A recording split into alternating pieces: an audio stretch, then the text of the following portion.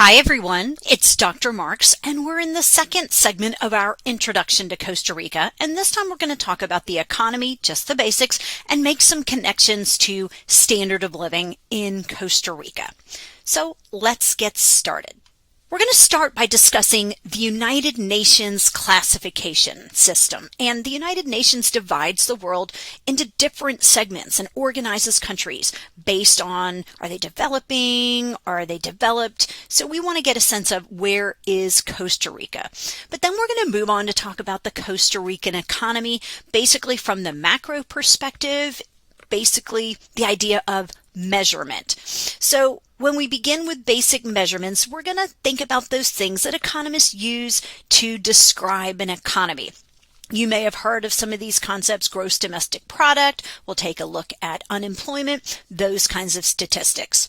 And then we're going to make connections to standard of living in Costa Rica, because after all, the economy has a direct relationship on the standard of living that people in a country are going to experience. Let's begin again, as I said, with the United Nations classification system. The United Nations has 3 different classifications for countries. And the United Nations classifies Costa Rica, not surprisingly, as a developing economy. So Costa Rica, as we've already said probably in other lectures, is a developing economy, and that means it's opposed to them being a developed economy. Obviously, the United States is a developed economy. When you go to Costa Rica, you're going to see lots of big differences between the United States and Costa Rica, and you'll get a very good sense of the fact that Costa Rica is a developing economy. There's also a category called an economy in transition. So Costa Rica doesn't qualify based on the methodology used by the United Nations to be an economy in transition. So it is a developing economy. Interestingly, so is the rest of Central America. And that's really interesting once we start looking at some data, because as you're going to see, Costa Rica looks pretty different than a whole lot of the Central American counterparts. So we're going to talk about why. But there's the list of the Latin American and Caribbean countries that the United Nations has classified as developing countries. And you see Costa Rica right there. But you also see El Salvador right below it, then Guatemala, Honduras, Mexico, Nicaragua, Panama. So again, we've got all of Central America basically being developing nations. However, the United Nations classifies Costa Rica as a middle-income nation. A middle-income nation, and specifically, if you look to the right, you see it's in the upper middle-income nations. This is where Costa Rica really sets itself apart from Honduras and Guatemala and El Salvador and Nicaragua, because they are not upper middle income countries, right? So if I ask the question, what about the other countries in Central America? Take a look at that list. Do you see any of them on the list? The answer is no. So Costa Rica is the only upper middle income nation other than, there's one other, can you see it? Who else is on this list? Panama, right? Panama. So Costa Rica and Panama have set themselves apart from the other nations. What does this then suggest about developing countries? Well, if Costa Rica and Panama have higher incomes and are described as upper middle income countries, but El Salvador and Honduras and Nicaragua, for example, are not, then we need to ask the question, is the classification from the United Nations simply about money? Is it simply about the income in the country? And while income clearly plays a role, right, that's why the United States and Canada and Germany, for example, are in the developed nations list, it's more than just income. They might look at things like debt levels, poverty rates. They really have a much fuller methodology. And we're not going to go into it, but Costa Rica and Panama being higher income, that is not enough to get them off the list of developing nations. Just so you can get a sense of it, here's the list of the developed economies based on the United Nations classification. And take a quick perusal of that. Just, do you see any countries from Central America or any countries from the Caribbean? And the answer clearly is no. What about South American countries? Any South American countries on the list? Not seeing any. Africa? Anything from Africa? No. If you look at the list of developed economies, what are we seeing? We're seeing Europe, right? We're seeing some other countries, Australia, Canada, Japan. These are all basically focused in certain parts of the world, right? We don't see Central American countries represented. We don't see Caribbean countries. We don't see South American countries. We don't see African nations. All right, so we understand Costa Rica is a developing nation along with the rest of Central America, even Panama, who has a higher income than Costa Rica. And it's not just about income, because if it was, then Costa Rica and Panama might be on a different list. Let's move on to talk about measuring an economy. We measure the size of an economy with something that we call gross domestic product. And you may have heard the abbreviation GDP. So get in the habit of understanding if I say GDP, you think gross domestic product. Now, if you are a student in the business school and you've taken our Principles of Macroeconomics class, ECON 218, you have studied about gross domestic product. But I'm going to go through it because not everyone who's listening to this lecture is a business or economics major. And so for those of you who have already had this is going to be simply a review. But we measure the size of an economy by gross domestic product. Now, the definition of gross domestic product is that it's the value of all final goods and services, underline that word final, we'll talk about why in a second, the value of all final goods and services produced within a country within a year. So all final goods and services, the dollar value of the final goods and services produced within a country, so we're talking about within its borders in a given year. Now, why do we have to say final goods? Well, we have to say final goods because otherwise we're going to count things multiple times. We might count the same value for something over and over and over. For example, let's say that we have farmers growing wheat. Well, let's say we add in the value of the wheat, but then they sell it to processors who turn it into flour. Well, if I count the value of flour, didn't I just double count the value of wheat? And then flour is sold to make buns and bread. Well, buns and bread, the value of the buns and the bread reflects the flour and the wheat, right? So I've now triple counted wheat.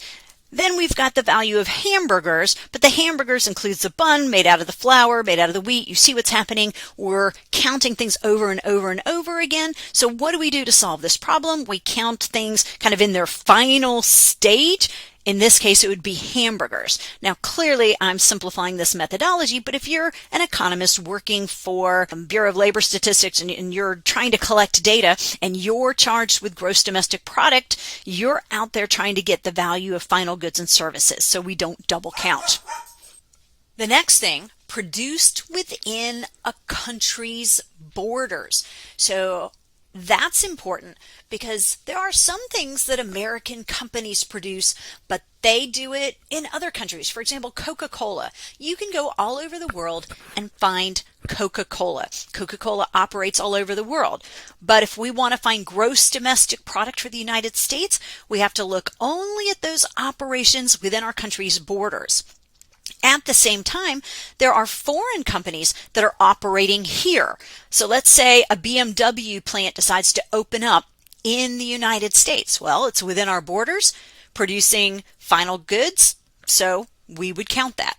This means it doesn't, when we look at GDP for Costa Rica, it doesn't include work done by Costa Ricans outside of Costa Rica. For example, if we're trying to look at the GDP for Costa Rica and we've got Costa Ricans in, let's say, the United States, does the work from the Costa Ricans in the United States contribute to Costa Rica's GDP? The answer would be no, right? Because it's not within that country's borders. And finally, a period of 1 year. So gross domestic product, when you see figures that I'm going to report in this lecture, always understand it's for a given year. Let's take a look at gross domestic product of Central American nations, and this is 2022 data. Sometimes there's a little bit of a lag in getting the most recent data, which makes sense. So this is the most recent data I was able to find. And you see here, this is measured in billions of US dollars. So Guatemala has an economy that is the size of 93 plus billion dollars. And Costa Rica, $68 billion. Panama, 71, almost $72 billion. But El Salvador, smaller at $31 billion. Honduras is about the same, $31 billion. Nicaragua, even smaller economy, $15 billion. And then little bitty Belize, right? Little bitty Belize with a very small economy at almost $3 billion, right? So this right here, understand, is just gross domestic product. So again, the dollar value of all goods and services that are final goods and services produced in a country's borders in a given year. And so it basically just tells us the size of the economy. Now, you would expect that a bigger country would likely have more going on, more productivity. So this is going to, in a large way, reflect the size of the country. But GDP doesn't tell the entire story, so it's important that we understand what GDP does and does not tell us. Let's consider an example that a lot of professors use, and this is China versus the United States. Now, I just happen to have this data from 2018, so I'm going to use it, and it won't matter because you're going to see very clearly the point that I'm trying to make, and it doesn't matter that we're using data that's a few years old. Now, what you're going to see is that the U.S. economy is just over 50% larger in 2018 than the Chinese economy. So in 2018, China's GDP was $12.2 trillion, and the USA's GDP was $19.4 trillion. So it's between 50 and 60% larger. I think it's somewhere probably around 56, 57% larger. But I'm just going to say, to round it off, about 50% larger. Everyone agree? You understand that the U.S. economy is larger than China's, but only by about 50%. A good question we need to ask is, does this mean that our standard of living in the United States is only 50% higher than that of the average Chinese person? What do we know about China? Well, first of all, were they on that list of developed countries that I showed you from the United Nations? No, they're not a developed country like the United States. So you can probably assume that this does not mean that our standard of living in the United States is only 50% higher. So we have to say a big no to that. And I actually spent a lot of time in China, and I can definitely tell you absolutely not. Our standard of living is really different. What this tells us is then that we cannot infer standard of living from GDP. GDP, remember, is just telling us the size of the economy, where the size of the country certainly is going to influence size of the economy. So GDP alone does not tell us anything about standard of living.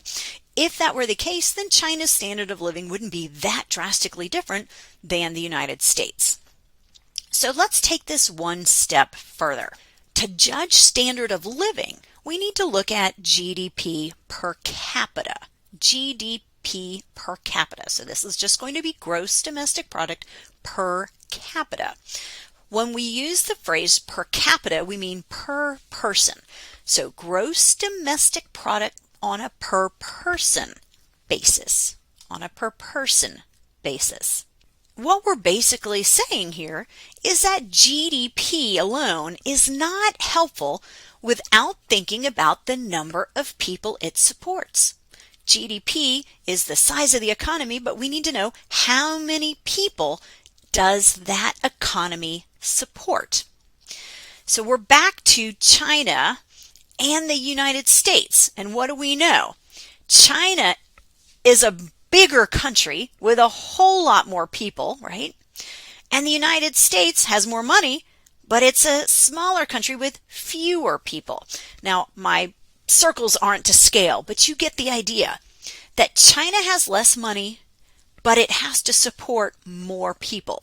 When we start thinking about it in that manner, we can get much further in thinking about standard of living.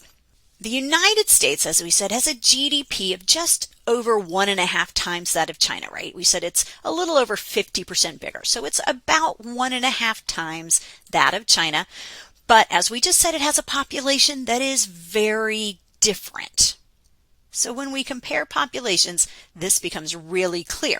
So I pulled population for 2018, and we see that China's population is 1,386 million people, or I can convert that to 1.38 billion people. But the United States' population in that same year is only 325 million. Wow, China has way more people to support with their economy, am I right? These are not comparable at all in terms of population. So the bottom line is that the United States has over 1.5 times the money, but for like a quarter of the population, right? Even smaller than a quarter of the population, but I'm just kind of rough estimates here. So the United States has over 1.5 times the money in the economy, but it only has to support 1/4 of the people that China does. Let's calculate GDP per capita, because this is going to give us a picture of the average person. So to calculate GDP per capita, we take the country's GDP, right? That's for the entire economy, and we're going to divide it by population. So it's simply GDP divided by population. So this is going to give us an average, the average money per person, the average value of productivity in the country per person. And as I said, this is going to approximate the average person. What is the income for the average person? Now remember, it's an average. Some people are above, some people are below, but this will tell us the average. And this really gives us the best measure, or one of the best measures, of standard of living. So GDP alone doesn't help us until we look at how many people the economy supports by looking at GDP per capita. Let's do those calculations. Well, we see for the United States, this is going to be a really big number, right? That's $19 trillion divided by 325 million. And you might be thinking, how in the world do you put this in your calculator? Well, if it was me, I would take off 6 zeros from the numerator and 6 zeros from the denominator. Now my calculator can handle this. So cancel off some of the zeros, but you got to do it on the top and the bottom. So when we do this, we get a GDP per capita in 2018 of a little over $58,000. So the average person would be approximated their income by this amount. The average person makes $58,000, a little bit over that. So this is kind of giving me an approximation of the income. But if we look at this for China, same thing, we need to take their GDP of $12.2 trillion divided by their 1,386 million people. That's such a big number, right? When I do that, again, easiest thing to do, erase 6 zeros from the numerator, 6 zeros from the denominator. Now you can plug it in your calculator and you get a GDP per capita of only 8,802 back in 2018. All right, now do these countries look at all similar? Their GDPs are fairly similar. I mean, most years they're the number 1 and the number 2 economy in terms of size. But when we look at this approximation of standard of living, now China looks drastically different from the United States. What I've collected here is gross domestic product per capita for Central American countries back again in 2022. So now you see, when we look at GDP per capita, who is the richest country in this area? Well, it's Panama, followed by Costa Rica, but Panama is another success story. Then there's a pretty big drop. We see El Salvador, Belize, Guatemala, Nicaragua, and the one that is doing the worst if we use GDP per capita as our measure is Honduras. So GDP per capita really gives us a sense of standard of living, and we see two big outliers here, Panama and Costa Rica. One thing I want to point out is that the GDP measure that I'm using here is called purchasing power parity. And I'm going to explain this in a second, because this doesn't mean that in Panama they actually have, the average person, $31,000. That's not what this means. And notice, by the way, this is measured in thousands of dollars. So see that little note up under the title? So Panama, the average person has purchasing power equivalent to $31,620. But that's not the actual number, and I'm going to explain that in just a second. Give me a moment, but I want you to understand there are different ways to measure GDP per capita, because you might be doing some research and pull some data and go, wait a minute, I'm getting 3 different numbers. That's because there's different methodologies. Before we do that, though, let's compare 2 graphs. On the left is gross domestic product, right? That's just the total value of final goods and services in the economy. And on the right, we have gross domestic product per capita, right? Divided by population to get a per person measure. Now you see the order has totally changed. On the left, Guatemala's economy is the largest, but follow the red line to the graph on the right, and their number, 5 in rank. But let's look at Panama. Panama is in the middle, right? The 3rd largest economy on the left, but then follow the purple over to the graph on the right, and you see they have the highest GDP per capita. So just take a look at this for a second, and you see that one doesn't dictate the other, because we have to divide by population. Take, for example, Little Belize. Little Belize has a really small economy, but if you look at GDP per capita, they fall into the middle. So if I were to ask you if GDP is a good way of measuring standard of living, you should say, well, no, it's not. And the China and the United States example illustrates that. What we need to do is look at GDP per capita.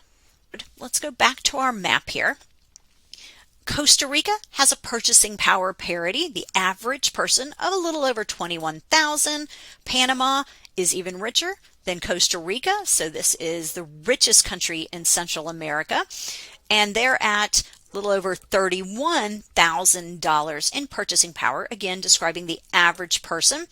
But much poorer Nicaragua. Take a look at this for a second, because as you see, Nicaragua and Costa Rica share a border, right? They share a border. So what kind of problem do you think this is going to have for Costa Rica? We've got Nicaragua much poorer, and they're seeing these opportunities in Costa Rica, a richer country. Of course, they are going to have some immigration issues along this border. And we'll talk more about that. Then we've got Honduras, same kind of situation. El Salvador, a little better than the others. Guatemala and Belize.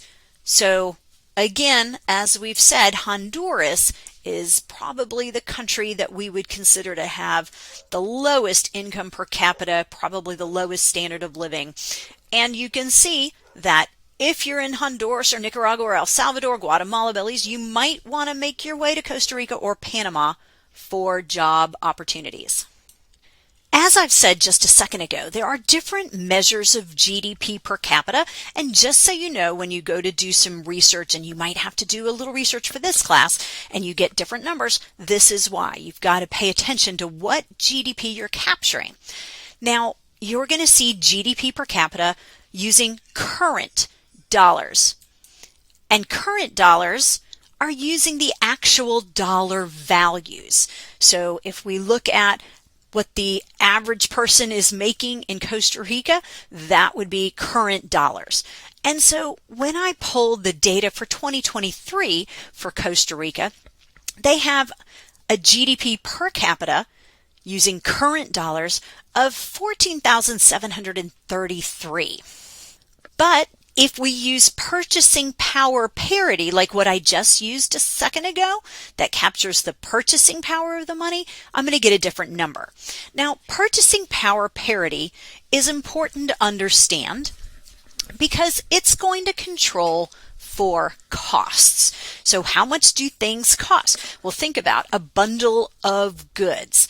So if we were to take a consumer basket of goods, think about those things you go to the store and buy. You buy toilet paper and rice and granola bars and peanut butter and bread and chicken, whatever is in the basket. We can look at the cost of that basket in the United States, and we can look at the cost of that basket in Costa Rica, and you can imagine that they're going to be different. So if prices are low, your money goes further. Purchasing power parity then gives us a sense of what the dollar income can buy. So if we take that current dollar value, $14,733, and adjust it for the fact that Costa Rica has lower prices than other countries, for example, the United States, then we end up with a purchasing power parity measure of 21,180. So purchasing power parity, certainly in the developing world, is going to give you a bigger number than the actual current dollars. But understand that purchasing power parity doesn't mean that's what literally the average person's paycheck is. That's not at all what it means. So understand the difference between these two. We just saw that the two measures for Costa Rica are different, right? The current dollar method and the purchasing power parity method. And that's because prices matter. If goods and services are cheaper in Costa Rica than they are in another country, as we just explained, then money has more purchasing power in Costa Rica. So prices matter. It's not just the money in your pocket, right? It's what that money can buy. So current dollar GDP per capita, it doesn't tell the whole story. So if I use the current dollar method, just how much is the average person's income, well, that makes it a little more challenging for me to really get a sense of standard of living because I don't know how much that money can buy. With purchasing power parity, I do get a better sense of what that money can buy. Therefore, purchasing power parity allows for a better comparison between countries because if one country has really high prices, for example, I was recently in Denmark, prices are high there, but Costa Rica, prices are lower, well, then you can form a better sense of standard of living. Here's a graph of GDP per capita, again using the purchasing power parity method so I can compare a little better. And you see that there are two outliers, right? Two countries have moved themselves away from the group, Panama, Costa Rica. Very different trajectory, whereas when you look at the others, they are seeing some growth, but it's a little flatter. So Panama and Costa Rica are clearly the economic success stories in Central America. Let's talk about the idea of economic growth. We care about the growth of GDP over time. We want to see GDP growing from year to year. That's what we call economic growth. But we want our economy growing at a steady rate. Let's be clear. We don't want crazy growth rates that are too fast. Most people would think, oh gosh, faster is better, right? Well, what if our economy grows at 10%? Well, the problem is when your economy grows too fast, it's an overheating economy. And an overheating economy, one that's growing too fast, can cause inflation. And I know you all understand the idea of inflation. That's when general price levels are going up. And so we don't want inflation. If we have economic growth, but with inflation, with extra high inflation, it doesn't benefit us at all, right? We might be making more and my income's going up, but then the higher prices erodes all of that extra purchasing power, right? So we want economic growth that's steady without creating a whole lot of high inflation. Well, we're going to have a little of inflation from year to year, but we don't want to have really severe inflation. So what if we had 10% growth in gross domestic product in a year? Again, we don't want to say, oh, yay, this is great. The economy's really grown enormously this year. Well, we'd be probably concerned because this would be a pretty high or incredibly high growth rate. Our economy doesn't normally grow at this level. What's going to happen is that when our economy is growing, we've all got all this extra money in our pocket, so we're going to have an increases in demand for goods and services. And when we have those increases in demand for goods and services, it's going to bid up prices, right? And so prices going up, that's going to be the inflation. So inflation would be a concern if we really had an economy growing at 10% a year. If we did that year after year after year, this might not be a good thing. But by the same logic, 2% growth in GDP is kind of sluggish. No one gets excited when our economy grows at only 2%. And we definitely want to be growing at a rate maybe more like 4%, just to give you some general sense. So let's look at the real GDP growth rates, and this is using constant dollars. So let me explain this idea of real GDP growth rates, because this is something that's important to understand.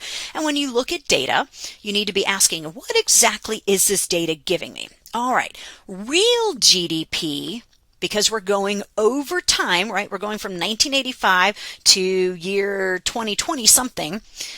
Real GDP takes out the inflationary component. In other words, let's go back to GDP, right? The value of all final goods and services. It's a dollar value of all final goods and services. Well, what if that number goes up simply because we have really high inflation? Is that good? So we're not producing anymore, but the prices are all higher. If the prices are all higher, then the value of the final goods and services has gone up, right? But that's not progress. So what we do is we look at instead the idea of real GDP growth rates. We're going to take away the inflationary component and try to measure just kind of the quantity increases. So if we produce 100 cars today and 100 cars tomorrow, that's not going to be any economic growth. The number of cars is the same. If we produce 100 cars today and 110 cars tomorrow, okay, now we have growth. And you understand what I mean. We're really talking about year to year, but I'm keeping it simple. But if we produce the same number of cars and inflation just means they have a higher price, that's not the kind of growth we're interested in. So that's what we mean by real GDP growth rate. And that 2010 constant dollars is kind of what's telling me that this is real GDP that I've pulled. Take a look at this data, and I've put a red dotted line at 4%. Now, if your economy was growing at 4% each year, that would probably be pretty reasonable. And we see ups and downs, and just like a lot of economies, we see quite a lot of variation here. And there's no difference here. Costa Rica sees a lot of variation. I mean, look at, we're about 1993. And in 1993, we have growth rates, it looks like about 9%.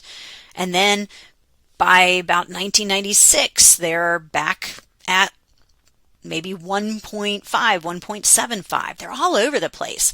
But two things I want to point out. When you're looking at data like this, we have to figure out, are there some explanations here? Well, what do we know happened?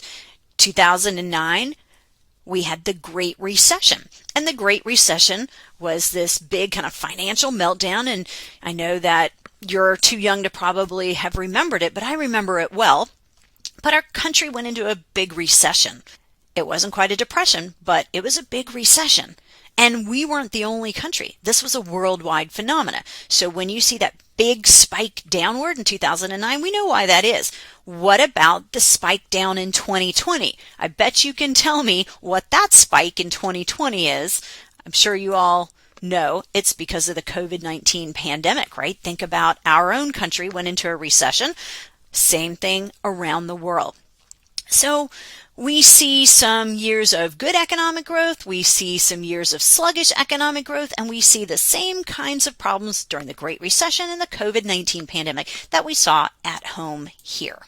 Costa Rica has seen some economic growth Certainly a whole lot of positive numbers, right? Those numbers are greater than zero. When it's greater than zero, a growth rate greater than zero means you're growing, right? And so we saw a lot of positive numbers, so we have economic growth. And the good news is that when countries experience economic growth, it leads to increased standards of living over time and decreased child mortality. So we've talked about in a previous lecture that population problems stem from child mortality rates being high. Well, as standard of living goes up, you have access to health care, birth control, family planning. We see decreased child mortality. Women start having fewer babies. It's great. You also see increased life expectancy, and you see decreases in poverty. These are all great outcomes that come from economic growth. And specifically, for Costa Rica, I'm going to show you, they've made huge headways with extreme poverty. And I'll define that for you in just a second. So let's look at some data. Here is under 5 child mortality in Costa Rica. So this is just looking at cohorts for death rates for children between 0 and 5 years old. So look at the green line and we see the under 5 child mortality rates going way down, right? This is going to be the number of children that die before the age of 5 per 1,000. Drastic decline. So that's fantastic. Look at the blue line and you see life expectancy going up.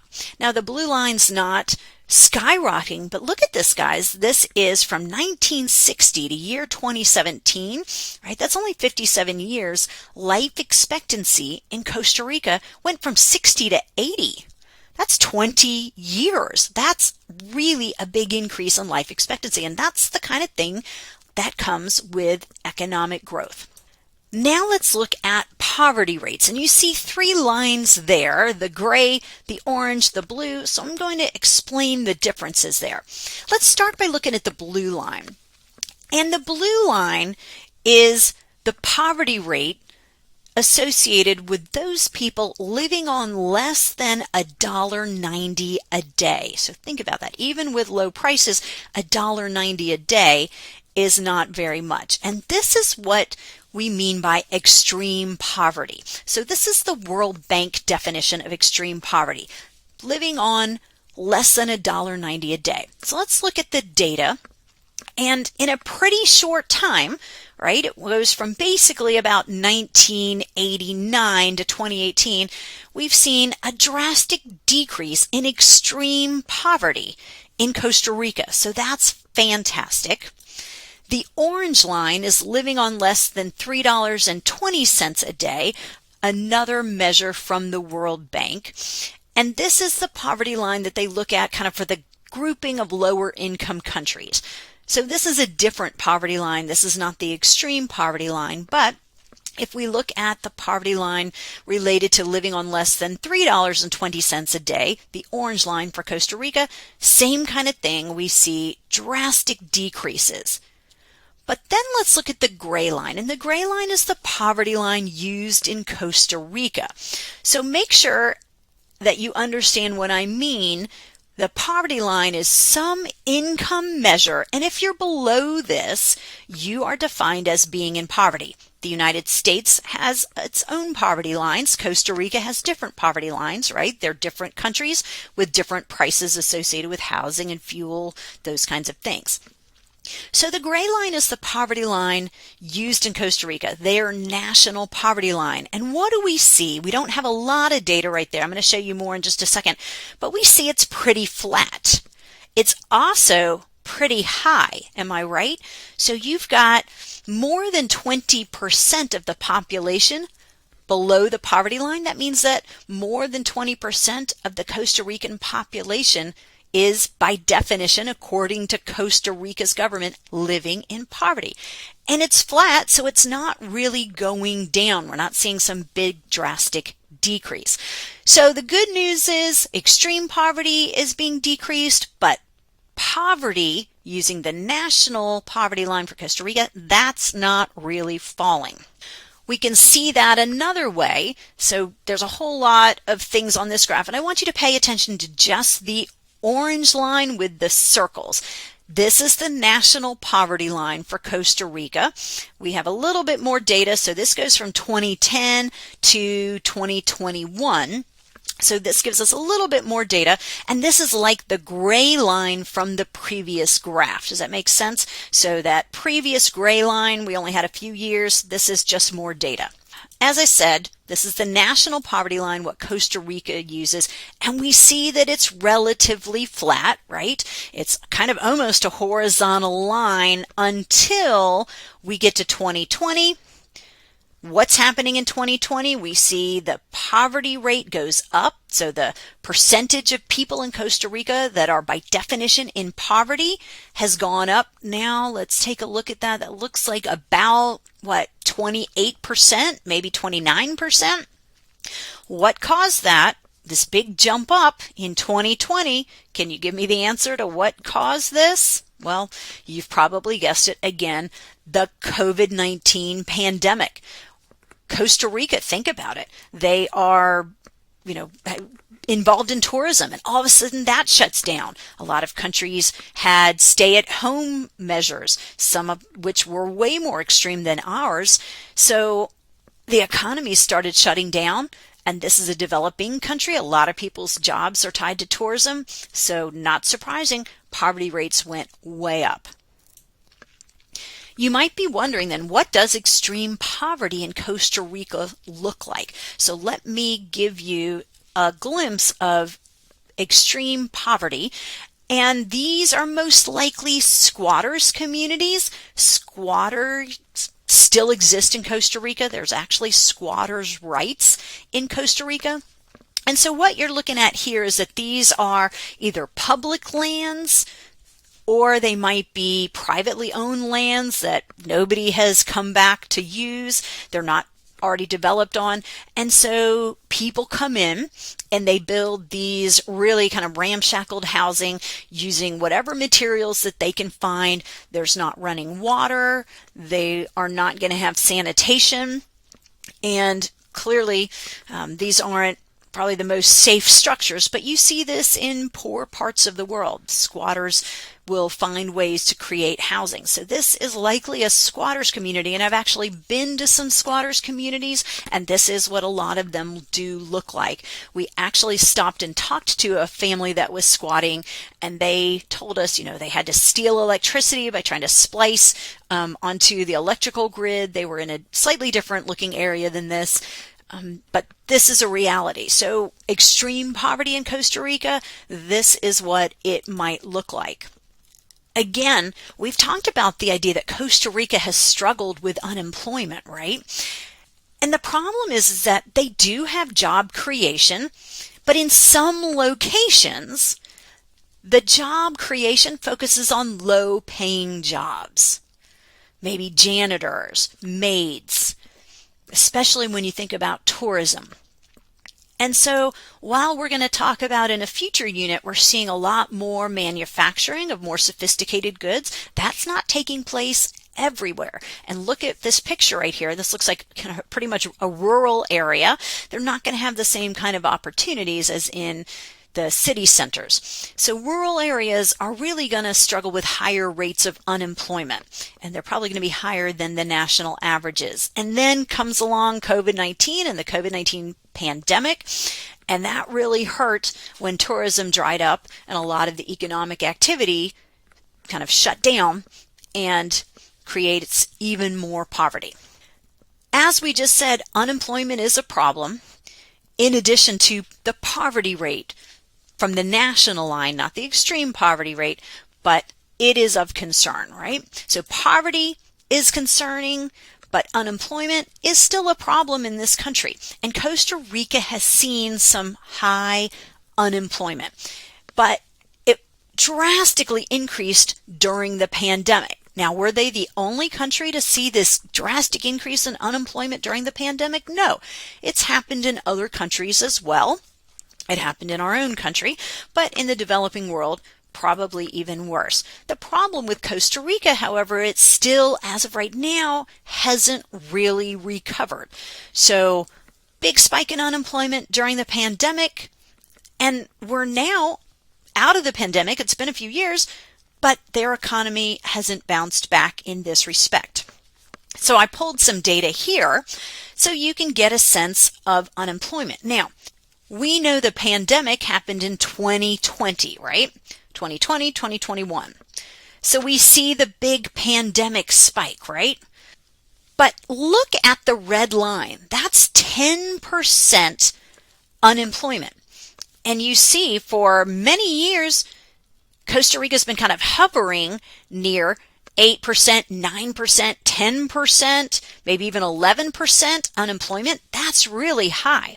And I've put in this note for yellow just to put it in perspective for you, that when we think about the Great Recession, which was this huge financial crisis that hit the United States really hard, our unemployment during the Great Recession was 10%, and we were freaking out. That is enormous unemployment for us in the United States. But look at this data.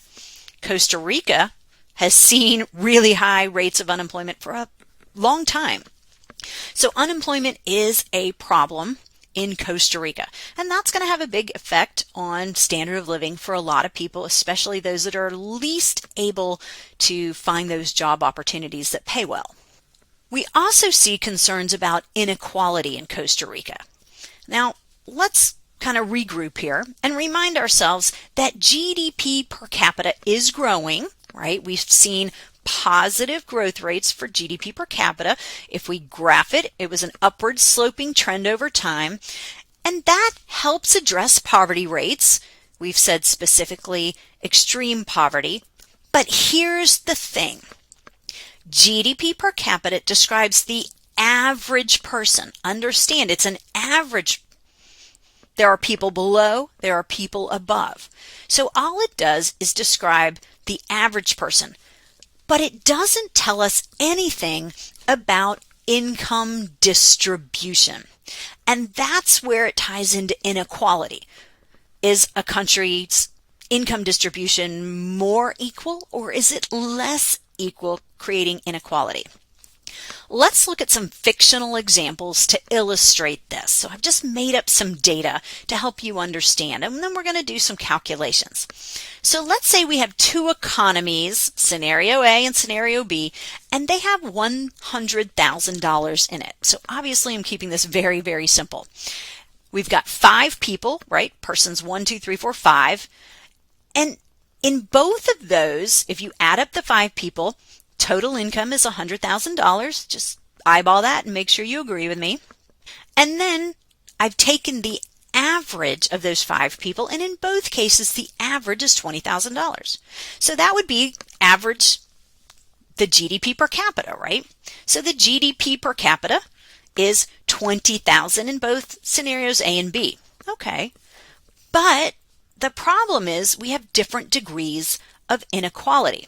So let's let each person represent a fifth of the population.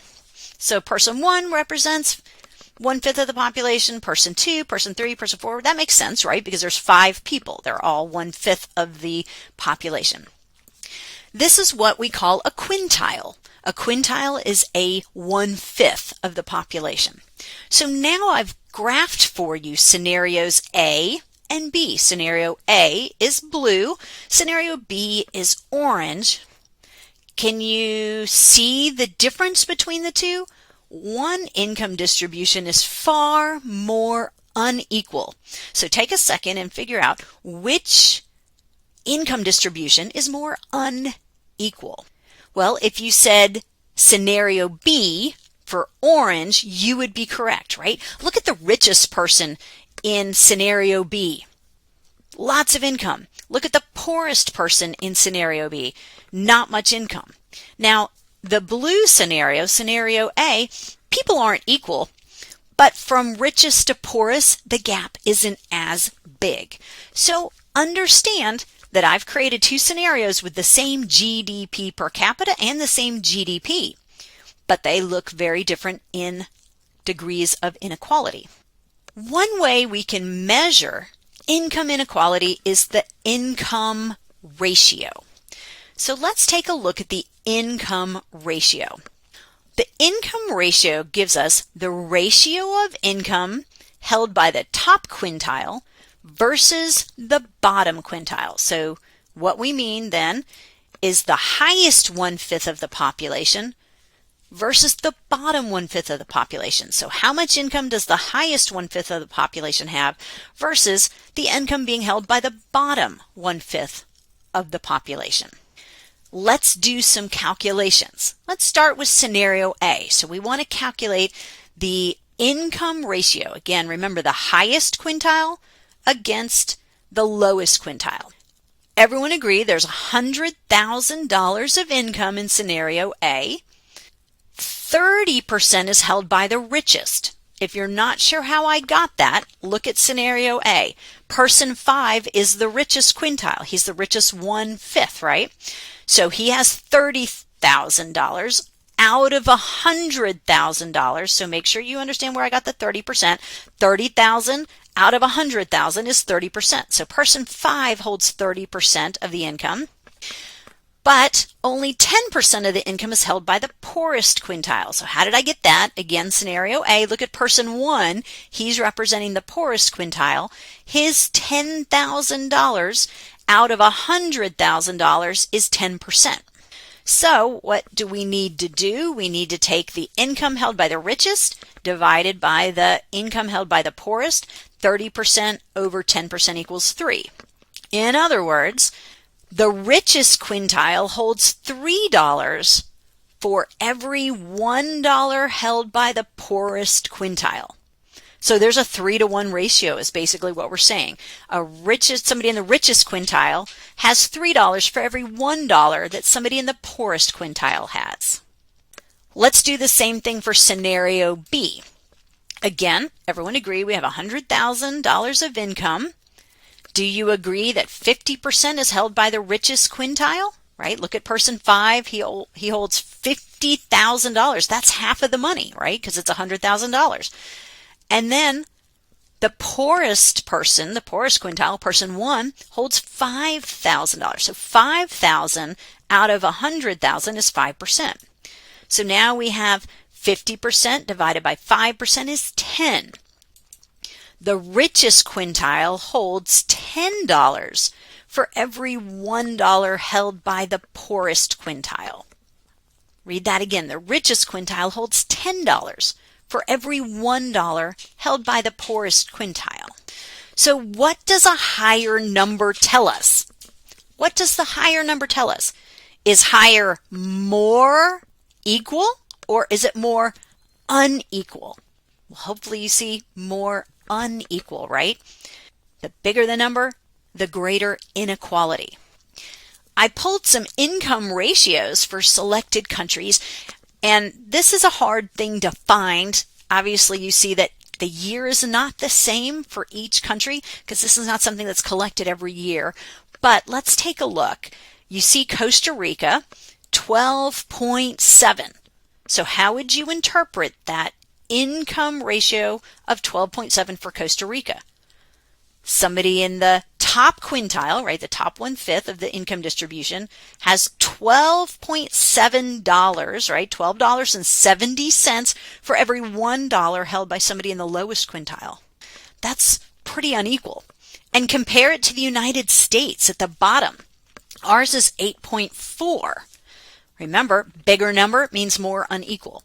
And guys, the United States has a big problem with income inequality, but Costa Rica's is even worse. However, are they the worst in the world? No, take a look. China has an enormous income ratio, huge inequality, and South Africa. I think South Africa is either number 1 or number 2 in being the most unequal country with respect to income in the world, and part of that comes from apartheid roots, right? You've learned a little bit about apartheid and discrimination in South Africa. Look at that, 37.6. Wow. So Costa Rica has problems with inequality.